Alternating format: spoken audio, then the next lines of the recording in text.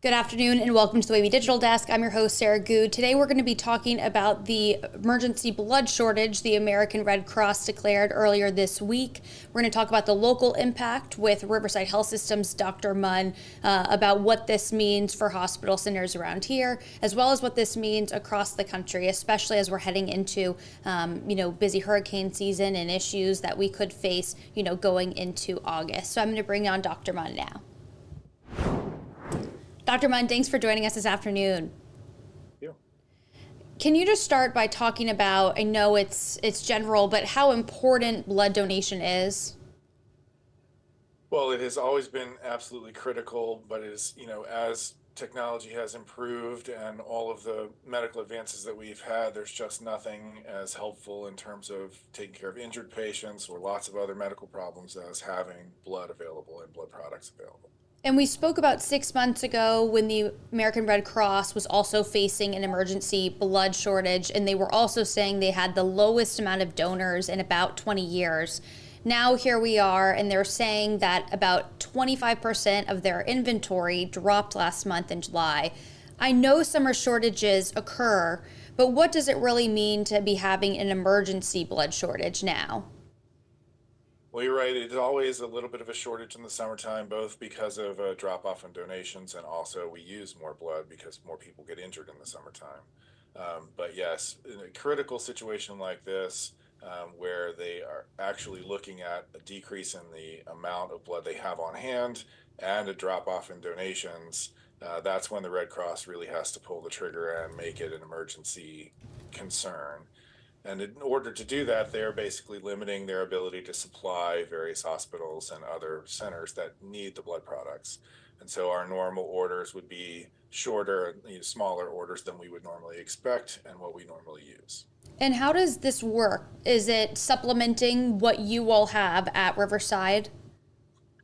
Yes, so there are basically the Red Cross provides what they can, and we use other vendors if we can find other blood products.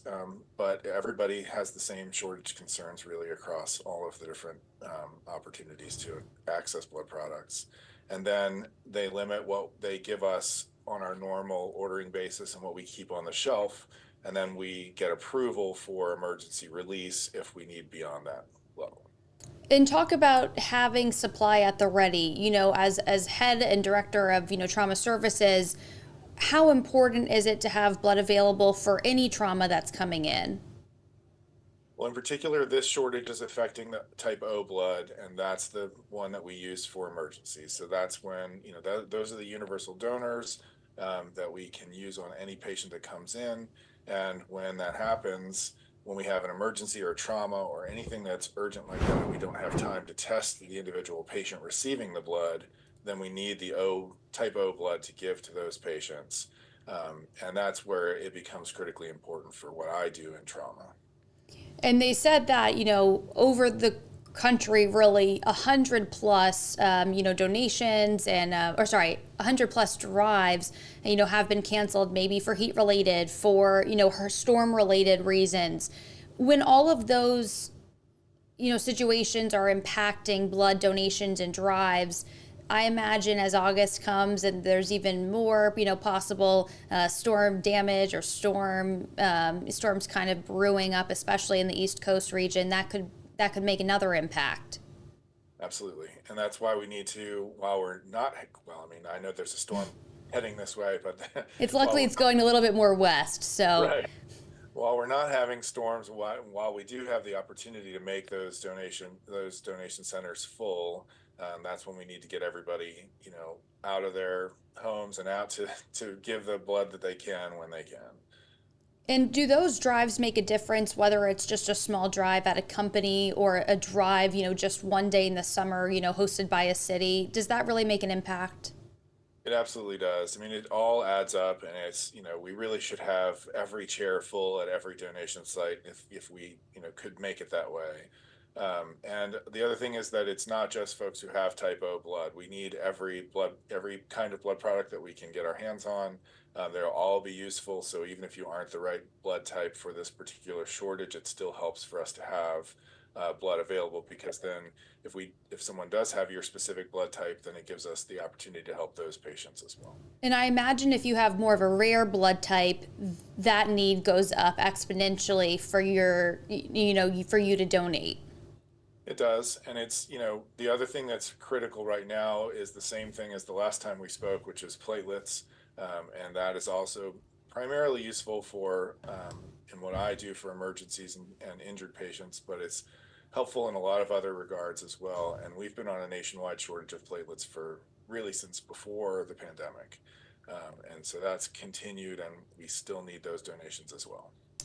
That's hard to hear, especially, obviously now it's been 4 years, but to not have really recouped from what the inventory was must really impact certain hospital centers. Absolutely. And we continue to use more blood products as the technology has improved, and we find that that's really the best thing for patients. So, we're using more than we did in the past as well. And for people, I know there are people that are afraid of needles. They're afraid of blood. And, I'm sorry if you're watching, there obviously is blood and needles on screen. But for those people that are afraid of it, I feel, could you explain how routine it is really? At this point, there's a system. It's made to really help everyone be a part of the donation process. Red Cross is absolutely expert at making this as easy and seamless as possible. They're very familiar with all the different types of folks who have concerns about blood donation. And it's really no more invasive than having your labs drawn, which, if you have a primary care doctor and you're over a certain age, you're probably doing that annually anyway. And so it's really the same process. They're going to keep you there long enough to make sure that everything's okay. They're there to comfort you, and it's really very easy to do.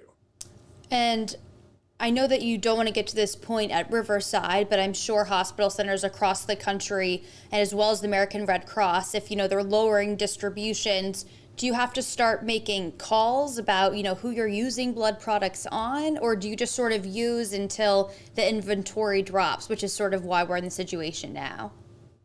Well, I think there's always that in the back of our minds about being good stewards of the products that we have. But we're certainly not going to limit based on where we are right now. But it is true that if we happen to have a lot of traumas, we can run out very quickly, and then we just have to search across the country to try and find the products that we need.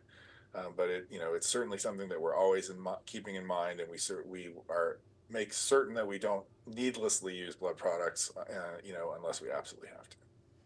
And I do want to ask too, obviously as situations arise like tornadoes and hurricanes, and we've seen a lot of devastation in, the spring and summer months this year. Hurricane season seems to, I know it started maybe more in the southeast, but, it seems to sort of be in this phase right now where it could pick up, again in August and September. Do you also need an overstock in that situation because you're worried about, what happens as injuries might occur from those storms? It's both. Yeah, absolutely. We have more injuries, and we have more need to give blood products, but also the lack of donation from those areas that are affected. And so, it really does make it difficult for us to access the blood products that we need and get the donation centers open and process the blood, and everything's very similar to what we had during the pandemic. And they've opened up some of the restraints that they, had before in terms of who can give. Did that seem to alleviate anything, alleviate some of the donation problem? I think it's improved, but we're still in a situation where we're not there yet. We need all the help that we can get. Absolutely. And heading into this period again, it's been about 8 months since we've had, they're not sending these press releases out every month saying there's emergency blood shortage, right? So, 8 months ago, we spoke about this, and here we are again. How dire does the situation have to be for them to put that release out? They didn't really put it out before, hurricane season started. So to be in the situation now, is that really a big call for help, or is that just them seeing what could potentially happen? I think that there's some measure of reading the tea leaves, but really they don't set out the release until we're at a situation where they really have to restrict what they're providing. And so if your normal order can't be filled, then, for all of the local hospitals, then they're letting us know to be prepared for that so that we can plan ahead. And that's where it really comes down to a critical shortage. Right. And I try to make that point just so people understand how significant it is. This is not a normal announcement. In terms of Riverside, are there things that you all do on site, donations, drives that, that bring the direct community right in to help you right on site as opposed to sort of ordering in blood products? We do have our own drives here on campus at the hospital, and also, if you go on the website for the American Red Cross, you can basically put in your zip code, and they'll tell you multiple locations this week that are within 20 miles of your house or 50 miles of your house and various different distances. And that's what you can do with us as well. I mean, there are several that are basically walking distance from the hospital that are close by and frequent throughout the week. So I think there's one nearby to anyone around this area, and it would, it always helps to have the donations. And we do not basically get blood for our own hospital. We don't do it. It all goes to the Red Cross, and then they distribute it appropriately. So it doesn't just come straight to Riverside. And that's great because that, depending on where your local health center is, even if it happens to be a little bit further out, from trauma centers, obviously all centers need blood, correct? It's not just the trauma centers around here that need access. Absolutely. And it's not just hospitals, there are infusion centers treating cancer patients and other things like that, where there are people getting blood products that are necessary for their health and well-being. So yeah, absolutely. And we're doing a story, about family members organizing their own drives. That's an option, if that's something close to you, that is something that you can do through the Red Cross as well. Absolutely. It's a great community service, and it's a great thing to get your family involved with. Well, Dr. Munn, is there anything else on the topic of, blood shortage that you all just like for people to know? I mean, I've heard so many stories of people feeling moved after they've experienced an emergency, after they've experienced an accident where they needed it or a family member needed it, right, to then donate blood. But you obviously want to catch people before that if you can, to sort of open up their mind to be able to do this at some point during the year.